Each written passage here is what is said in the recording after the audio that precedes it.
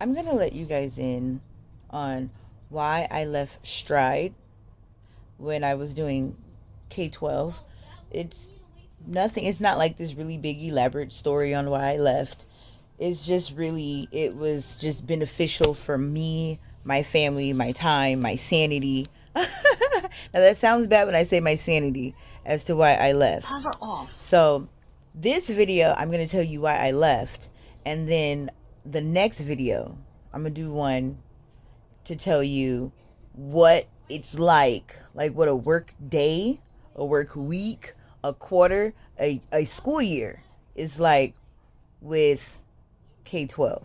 Now, I was a middle school teacher, so this will be from a middle school point of view aspect. And on top of that, not only was I just middle school, I also worked for an alternative virtual middle school.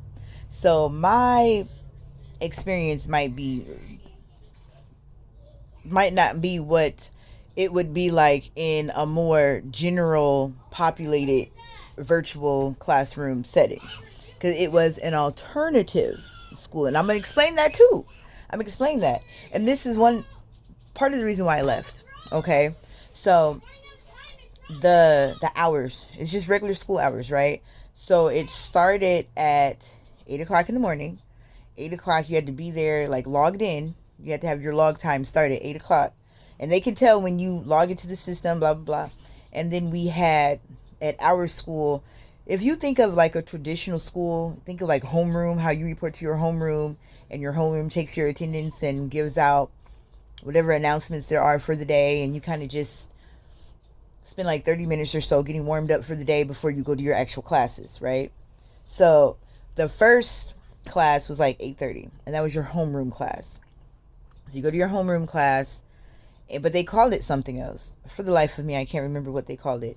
But you do that, and that was a 30-minute class, right? And you would do any announcements for the day. Some teachers did like student showcases where they would let the students kind of jump in and, hey, you wanted like a show and tell type thing. We really tried to get them pumped and ready for the day. Like, all right, wake up, we're here, it's a good day. Oh, this little I had this gem on my face like this. So it's like, okay, wake up, get pumped, it's a day. And you can run it different ways. There was no like formal way to run it because you weren't teaching a course. It was like a homeroom class to start the day. Now, in between class times, it was like a 10-15 minute interval between classes, right? So the first class was 9:15, and the classes lasted about 45 minutes. So it went from 9:15 to, what would that be? That would be 9:15 to 10 o'clock, right? So from 8:30 to 9, you would have your class, right? And then you have a 15-minute break in between there. And in that 15 minutes, you better use the bathroom, do what you need to do, blah, blah, blah. Now, I say all this to say the 15 minutes in between, and you guys know that I was also having 2 young children at home. Now, when I was doing Cambly, it worked. Having the kids, and I just trained them to kind of shh. But when you're working from 8 o'clock in the morning to 5 o'clock in the evening, that was my schedule, 8 a.m. to 5 p.m., and you get like 15-minute breaks in between classes. And you do get a lunch break. You get a lunch break, and your lunch break was roughly about really an hour, because when you count the breaks in between the classes, you will have an hour for a lunch break, like an hour 15 minutes when you count the break, your lunch, which was like a class period, and then the 15 minutes in between that. It was, and the whole school didn't close at the same time like a doctor's office did. You had your scheduled break in your schedule, right? And so it just didn't work.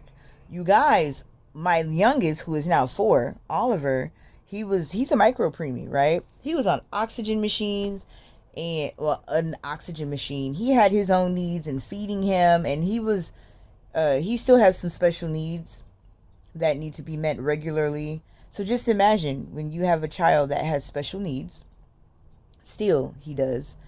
And then I had one At the same time, the first year I was teaching, it was great.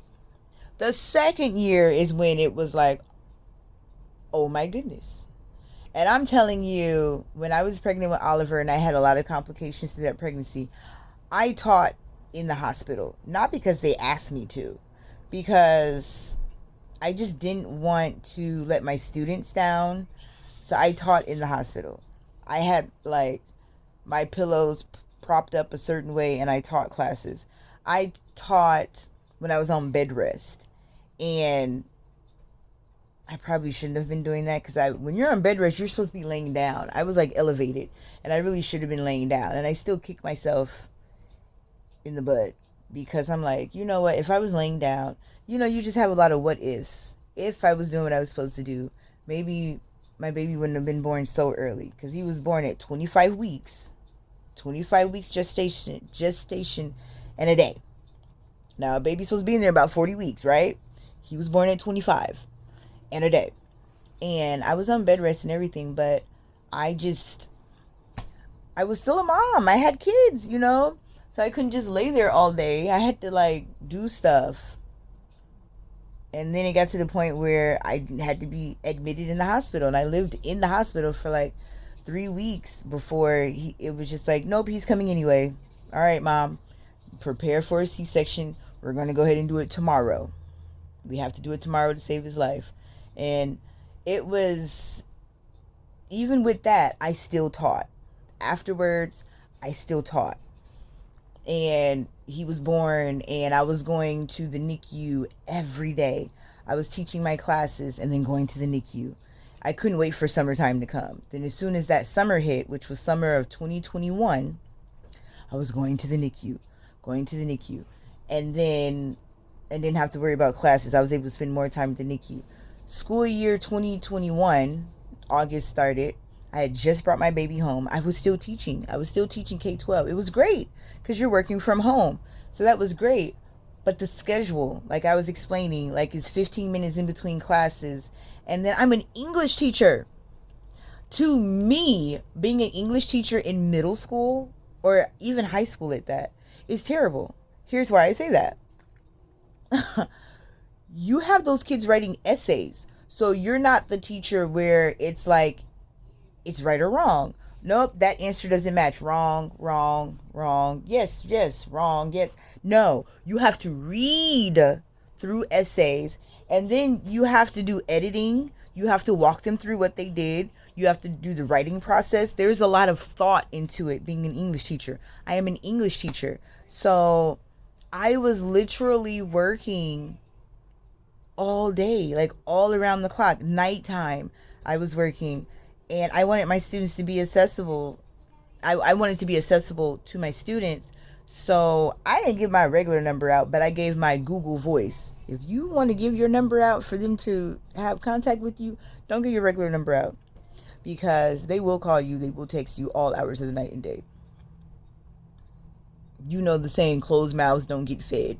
Well, they wanted to get fed. They weren't going to close those mouths at all. And so I gave my Google Voice number out, and I would get texts throughout the night needing help on something, or mind you, it's an alternative school. So some of these kids, their living situation was just, it could have been they bounced back and forth, family member to family member. Some of them lived in group homes, grandparents. Some of them were, this is middle school, but some of them were pretty much grown and had kids and kind of took care of themselves and they wanted to get their education. So you're dealing with so many different living situations, and some of them worked. They had to work to support themselves. Some of them had to work to support their families. This is an alternative school, okay? Alternative school. And their schedule, when they needed help, it was probably the most inconvenient time in the evening where they needed help or they had a question on something. But then it's you don't want to fault them when they're trying and they're trying to get it done and they don't understand something and it's after hours. So when you're a teacher, you just have a heart for it, And that's why a lot of teachers really get burnt out. And it's not that I got burnt out, it was just so time consuming. It took away from my kids. And if my kids were all older, it wouldn't have been such a big deal. It'd be like, oh, okay, let me do this, and then, oh, I get to relax. But it was like I was on go all the time. And then, mind you, my child was young, and then I had my younger son was all hooked up to machines, and he had special needs, even more so than he does now. So I didn't sleep like a whole night without being interrupted. I was getting up and down throughout the night, checking machines, feedings, and then throughout the day, then I'm teaching, and in between, I'm like running through the house trying to. So that's it's just, it was so demanding in the sense of I had young kids that needed me, and I didn't have a support system that can alleviate those needs of my children so I can work and do the things that were demanding from K-12. So if you have the resources, the support, some of those teachers, even working online, had babysitters. Like, they had people that came to their house and babysat their kids, their younger kids, while they worked. For me, I was like, I'm at home. I'm not paying for a babysitter. I'm here. So, depending on how you look at it and what your resources are like, but some of these people were married. They had two incomes, and they would just hire in a babysitter to come babysit the kids. I'm a single mom, and I needed every piece of my coins and dollars to use towards my household. So I didn't pay a babysitter. I was doing everything on my own and managing it on my own, and it just got a little overwhelming.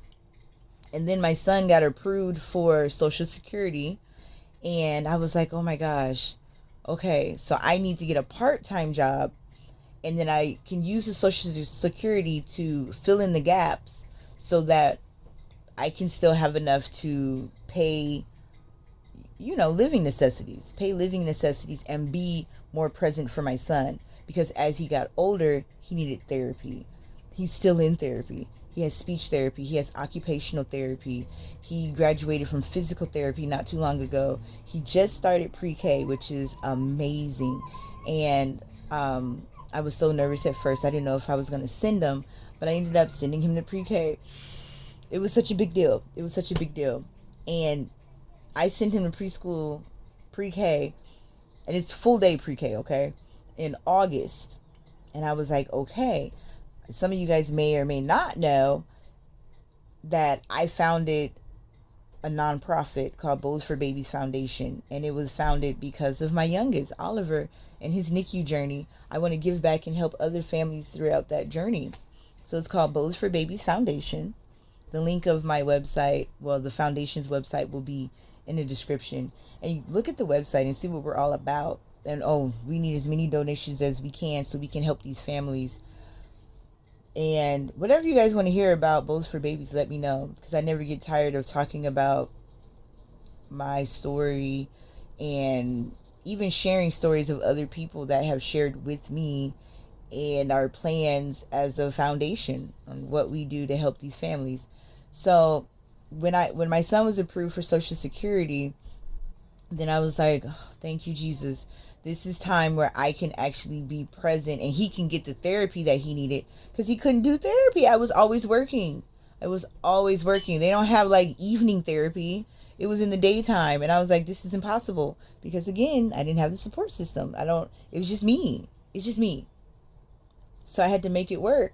So now that he gets therapy, and I do work part-time, and it's still online, it's still virtual, and it's not as demanding, and it's very flexible, whatever I don't get done in the daytime, because he does have a lot of doctor's appointments. He sees several specialists for different things. Pulmonary, he just had an MRI done about 3 weeks ago, and December 1st, the 1st or the 2nd, I gotta look at my calendar, they're gonna tell me about the results. Now, they originally had it scheduled for later on in December, like December 27th or something like that, like late towards the end of December. But when they found from the MRI that there were some things that they saw that were just irregular, they said, we have a cancellation, let's move you in now so we can discuss some things. So that's going to be, if you guys want to hear more about, I just hope these stories help somebody else that maybe have a child that has needs, or if you just want to know, just let me know. Just because, hey, it's all part of me. It's all part of me. It's part of my life. It's part of my story. It's part of my teaching day. I still do Cambly. I saw a message asking, do I still do Cambly? I still do Cambly in the mornings.